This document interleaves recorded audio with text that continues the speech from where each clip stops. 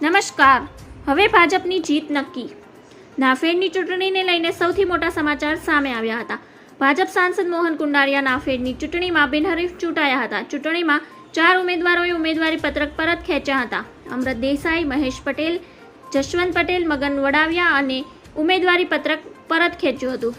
મોહન કુંડારિયાએ કહ્યું હતું કે મને તક આપવા બદલ પક્ષનો આભાર માનું છું.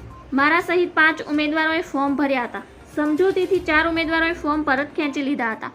નાફેડના મંડળી વિભાગના મોહન કુંડારિયાએ બિનહરીફ વિજેતા બનાવવા પક્ષ તરફથી પક્ષની તમામ ઉમેદવારોને પરત ખેંચવા પક્ષમાંથી મૌખિક સૂચના આપી દેવામાં આવી હતી. તો જેઠાભાઈ ભરવાડ ફેડરેશન વિભાગમાં બિનહરીફ ડાયરેક્ટર બનવાનું પણ નક્કી છે. નાફેડના બોર્ડમાં જેઠાભાઈએ મહત્વની જવાબદારી અપાય તેવો પણ તકતો ઘડાઈ રહ્યો છે. બિપિન પટેલ સામે જયેશ રાદડિયાની શાનદાર જીત થઈ હતી.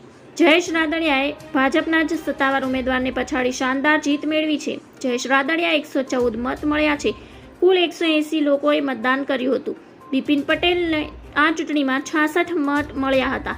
ગુજરાત બેઠક પરથી જયેશ રાદડિયા ઇફકોના ડિરેક્ટર તરીકે ચૂંટાયા છે. ધન્યવાદ. જય હિન્દ.